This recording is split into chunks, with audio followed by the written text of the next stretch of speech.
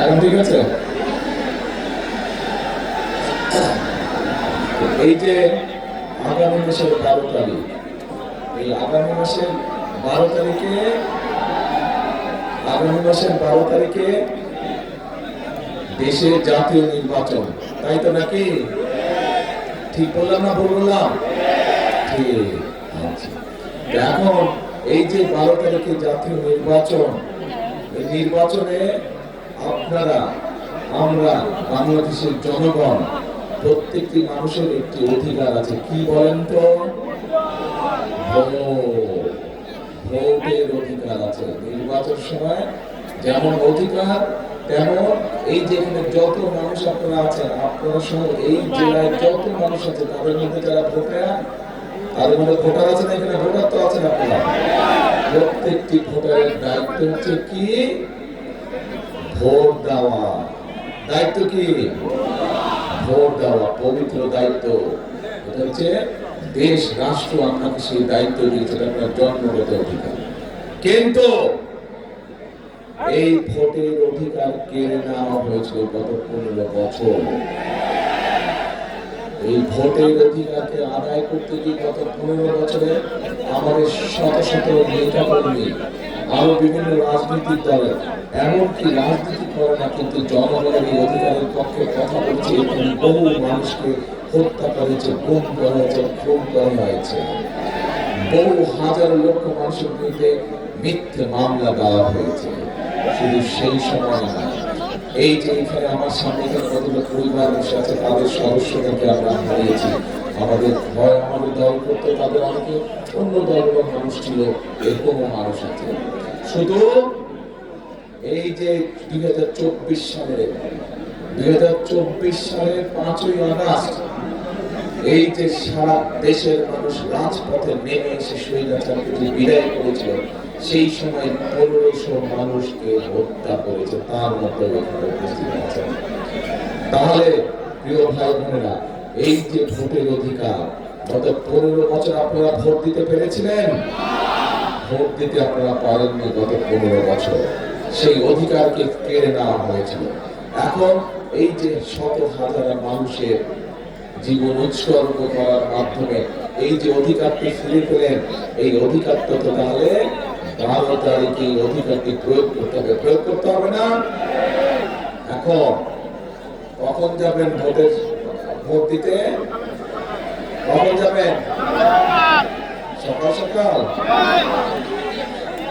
সকাল হইল না, তাহাজ্জুদের সময় উঠতে হবে। এইবার তাহাজ্জুদের সময় উঠতে হবে। তাহাজ্জুদের নামাজ পড়ে যার যার ভোট কেন্দ্রের সামনে গিয়ে ফজরের জামাত পড়বেন। পারবেন? ফজরের জামাত পড়ে লাইন দিয়ে দাঁড়া যাবেন যারা যারা ভোটার যে এলাকার। কেন কথাটা বললাম?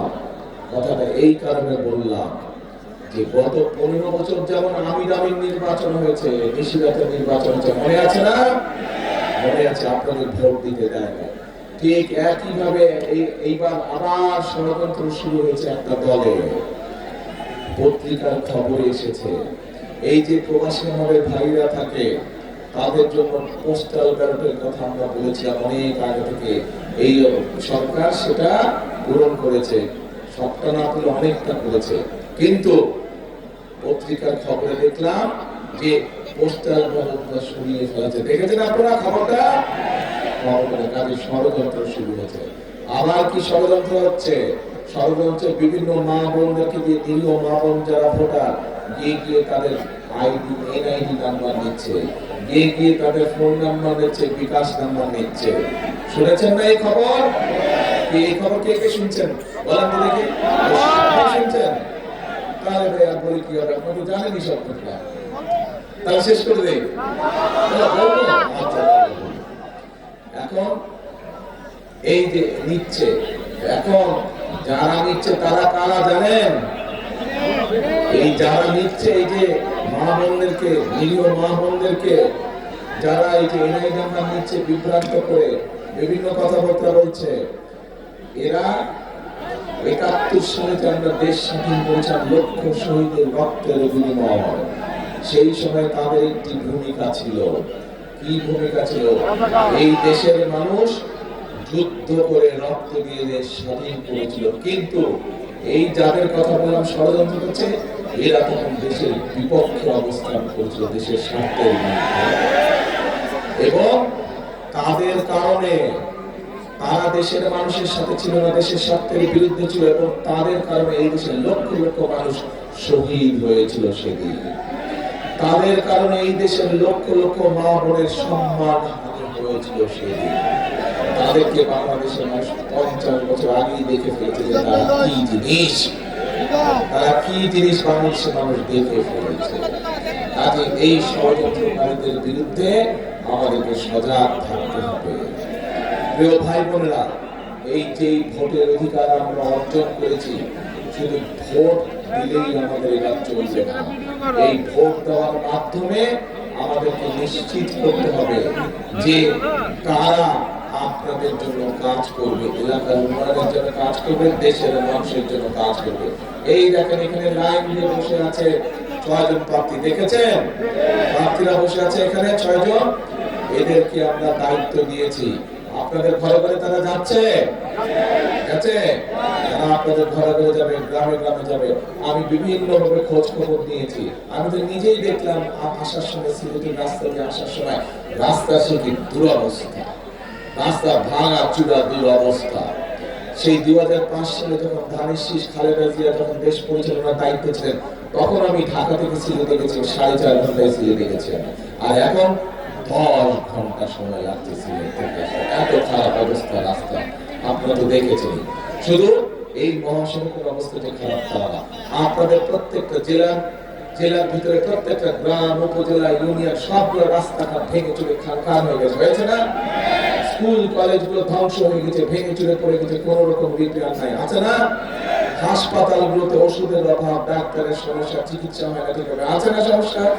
বিদ্যুৎ থাকে না, বিদ্যুৎ প্রায় চলে যায়, হচ্ছে না এই সমস্যা? ইন্টারনেটের সমস্যা আছে, হচ্ছে না এই সমস্যা?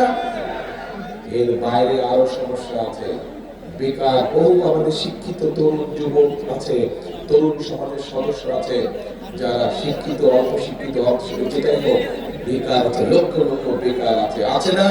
কৃষকদের এই যে এখানে বহু খাল ছিল এক সময়, খালগুলো বন্ধ হয়ে গেছে, অনেক মুরব্বী বসে আছে, এই খালগুলো বন্ধ হয়ে গেছে, খালগুলো খনন করলে উপকার হবে আপনাদের, তাহলে সেই খালগুলো আমাদের খনন করতে হবে। অর্থাৎ অনেক সমস্যা, কিন্তু কাজও অনেক আছে, অনেক কাজ করতে হবে, দেশকে পুনর্গঠন করতে হবে। এখন দেশকে পুনর্গঠন করা যাবে কিনা সেই সিদ্ধান্তের মালিক কিন্তু আপনারা। আপনারা কারা? জনগণ, এই দেশের জনগণ। আপনারা হচ্ছে সেই সিদ্ধান্তের মালিক, কারণ এই দেশের মালিক কারা? জনগণ, এই দেশের। আপনারা এই যে এখানে হাজার হাজার মানুষ, এত রাত্রে বেলায় হাজার হাজার মানুষ আছেন, আপনার সহ সারা বাংলাদেশে 20 কোটি মানুষ আছে, 20 কোটি মানুষ হচ্ছে এই দেশের জনগণ মালিক।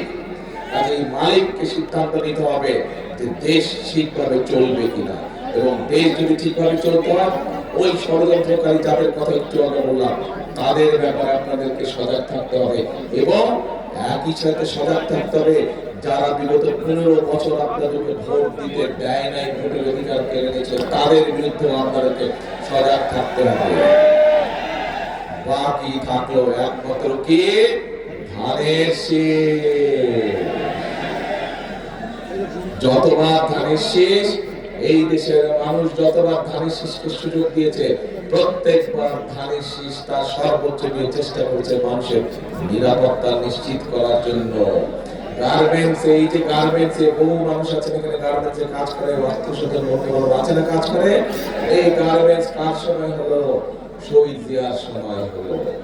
এই যে হাজার হাজার মিল ফ্যাক্টরি ছিল, এটা আমাদের কথা না, এটা বিদেশিদের কথা, খালেদা জিয়ার সময় হয়েছিল।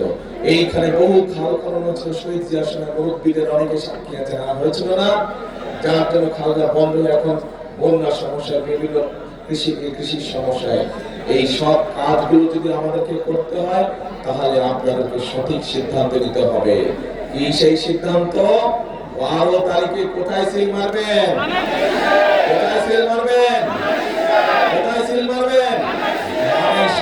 মারতে হবে। এখন প্রিয় ভাই বোনেরা, আপনাদের সঙ্গে আরো দু একটা কথা বলি। রাত তো অনেক হলো, বেশি দূর করবো না। আরো দুইটা মিটিং বাকি আছে আমার আরো দুইটা মিটিং বাকি আছে। এখন আমরা একটি পরিকল্পনা নিয়েছি যে ইনশাআল্লাহ আল্লাহর রহমতে 12 তারিখে ধানের শীষ সরকার গঠন করলে, বিএনপি সরকার গঠন করলে, এই যে মা বোনেরা আছে গ্রামে গঞ্জে সারা দেশে যে মা বোনেরা আছে, বিশেষ করে যারা গরিব দুস্থ মা বোনেরা আছে, বিশেষ করে যাদের সংসার আছে, যাদের সংসার গৃহিণী মারা আছে, তাদেরকে আমরা একটা জিনিস দিতে চাই। কি জিনিস? সেই জিনিসটার নাম হচ্ছে, এটা কি বলেন তো? হ্যাঁ, আপনারা তো জানেনই ভাই, তাহলে আর বলুন কি? ফ্যামিলি কার্ড দিতে চাই। এই ফ্যামিলি কার্ডটা দিয়ে আমরা দুস্থ পরিবার যারা আছে, মধ্যবিত্ত পরিবার যারা আছে, নিম্ন মধ্য পরিবার, প্রত্যেকটি গ্রামের পরিবারকে আমরা সহযোগিতা দিতে চাই, যাতে করে খালেদা ভাই এক মিনিট কি বলে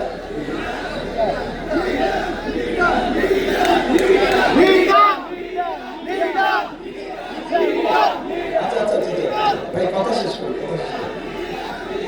ঠিক আছে, ধন্যবাদ। কেন ফ্যামিলি কার্ডটা দিতে চাই? কারণ দেখেন, দেশনেত্রী খালেদা জিয়া যখন বেঁচে ছিলেন, উনি যখন এর আগে দেশ পরিচালনা করেছিলেন, তখন কিন্তু এই মা বোনদের জন্য বিনামূল্যে শিক্ষার ব্যবস্থা করে দিয়েছিলেন, মনে আছে? এখনো কিন্তু তার সুযোগ পাচ্ছে, এই দেশের মেয়েরা যে শিক্ষিত হচ্ছে, কিন্তু সেই শিক্ষিত আমাদের যে মেয়েরা ছিল, তারা এখন মা হয়ে গেছে, অনেক জায়গায় তাদের নিজেদের সংসার হচ্ছে। আমরা চাই সেই মহিলাদেরকে আমরা স্বাবলম্বী, অর্থনৈতিকভাবে স্বাবলম্বী করে তোলার জন্য। তারা যাতে শিক্ষিত যেমন হয়েছে, তাদেরকে এখন অর্থনৈতিকভাবে স্বাবলম্বী করতে চাই এই ফ্যামিলি কার্ডের মাধ্যমে। পরিকল্পনা ঠিক আছে না ভুল আছে? ঠিক আছে, আচ্ছা। তাই যদি হয়, এবার আসেন, এই যে সারা দেশে এখানে কৃষি কাজ করেন কে কে? হাতে বলতে ভাই, সবাই তো কৃষি কাজ করে, এত কৃষক, তারা তো খুব ভালো। তার মানে দেখেন, এই যে আপনারা এত মানুষ হাত তুললেন, কৃষি কাজ করেন, তার মানে এই দেশের সবচেয়ে বড় সেক্টর হচ্ছে কৃষি সেক্টর। এই সেক্টরে সবচেয়ে বেশি মানুষ কাজ করে।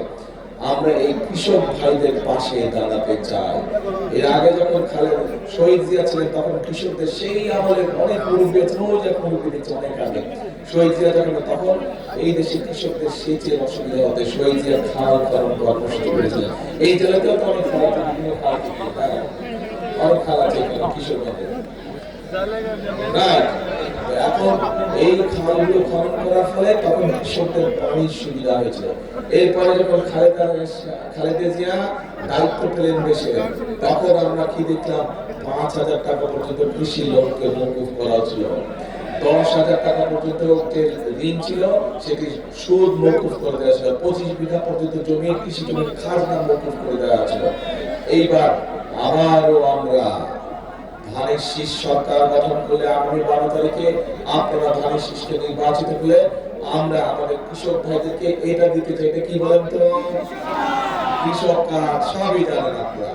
এই কৃষক কার্ডের মাধ্যমে আমরা কৃষক ভাইদের কাছে সার, কীটনাশক সব কিছু আমরা পৌঁছে দিতে চাই সহজভাবে, যাতে করে তারা কৃষি ঋণ পেতে পারে সহজভাবে, এবং একই সাথে তাদের শস্যের যদি ক্ষতি হয়, বীমা সুবিধাও যাতে পাই, এই সব ব্যবস্থা আমরা করতে চাই।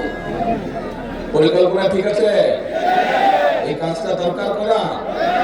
আচ্ছা, ঠিক আছে, আসেন এবার এই সারা দেশ সহ, এই কিশোরগঞ্জ জেলা সহ, আপনাদের এলাকা সহ, সদর সহ, ভৈরব সহ বহু আমাদের তরুণ যুবক আছে, তরুণ সদস্য আছে, যুব সমাজের সদস্য আছে, যারা কোনো কাজ নাই, তারা বেকার আছে না? এখন এই বেকার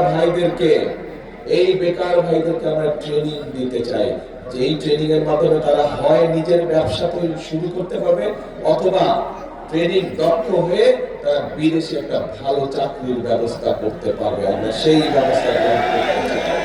প্রতি জেলায় আমরা ট্রেনিং ইনস্টিটিউট আমরা তৈরি করতে চাই। ঠিক আছে পরিকল্পনা? আচ্ছা, এবার আসেন, এবার আমাদের নারীদের জন্য আমরা কাজ করব, মা বোনদের জন্য আমরা কাজ করব, কৃষক ভাইদের জন্য আমরা কাজ করব। আমরা তরুণ যুবক যারা আছে, যুব সমাজের সদস্য যারা আছে, যারা বেকার আছে, তাদের কর্মসংস্থানের ব্যাপারে আমরা পরিকল্পনা করেছি, কাজ করব। আমরা আরেকটি শ্রেণীর মানুষ, যে মানুষগুলো আমাদের জীবনের সাথে ওতপ্রোতভাবে জড়িত, যে মানুষগুলো আমাদের জীবন জন্ম থেকে মৃত্যু পর্যন্ত যারা আমাদের সাথে জড়িত, বিভিন্ন দুঃসময়ে যারা আমাদেরকে বিভিন্ন ভালো পরামর্শ দিয়ে থাকে, তারা কারা?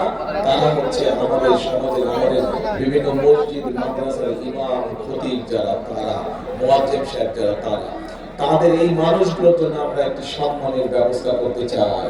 পরিকল্পনা ঠিক আছে? এখন যে পরিকল্পনার কথা বললাম যদি ঠিক থাকে, এই কাজগুলো ইনশাআল্লাহ বিএনপির সরকার, বিএনপির আগামী সরকার সেটা বাস্তবায়ন করবে এই সবগুলো কাজ। কিন্তু আপনাদের সকলের একটি দায়িত্ব আছে, এই জনগণের একটি দায়িত্ব আছে, যারা ভোটার, দায়িত্ব আছে না? সকলকে মিলেই তো দেশ গড়তে হবে, তাই তো? দেশ গড়তে হলে সকলকে মিলেই তো কাজ করতে হবে। আন্দোলন তো সকলে মিলেই করেছিলাম আমরা, তাই না? দেশও গড়তে হবে আমাদের সকলকে মিলে। আপনাদেরকে তাহলে সঠিকভাবে ভোটের দিন ভোট দিতে হবে, যেই কথাটি বারে বারে বলেছেন। কোথায় ভোট দিবেন? ধানের শীষকে জয়যুক্ত করতে হবে। যদি খাল খনন কর্মসূচি আবার শুরু করতে হয়, যদি ঘরে ঘরে মা বোনদের হাতে ফ্যামিলি কার্ড পৌঁছে দিতে হয়, যদি কৃষক ভাইদের হাতে হাতে কৃষক কার্ড পৌঁছে দিতে হয়, যদি ইমাম সাহেব খতিব সাহেবদের কাছে সম্মানের ব্যবস্থা করতে হয়, তাহলে একমাত্র ধানের শীষে ভোট দিলেই এই কাজগুলো করা সম্ভব।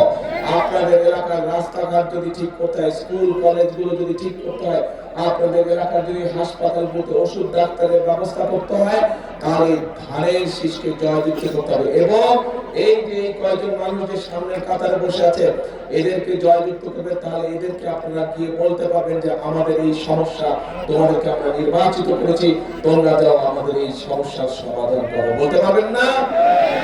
এই জন্য এই 6 জনকে আপনাদের কাছে দিয়ে গেলাম, আমি আপনাদের হাতে উঠিয়ে দিয়ে গেলাম এই 6 জনকে। আপনাদের কাছে দাঁড়াবেন এই 6 জন, এই 6 জনকে আপনাদের হাতে তুলে দিয়ে গেলাম। এদেরকে জয়যুক্ত করে আপনারা আপনাদের হিসাব বুঝে নেবেন, আপনার এলাকার উন্নয়নমূলক কর্মকাণ্ড বুঝে নেবেন, আপনার সমস্যার সমাধান বুঝে নেবেন, পাবেন। কিন্তু সবচাইতে আগে যেটা করতে হবে, ভোট দিতে হবে। কোথায় ভোট দিবেন? ধানের শীষে। এবং এইবার কখন যাবেন ভোট দিতে?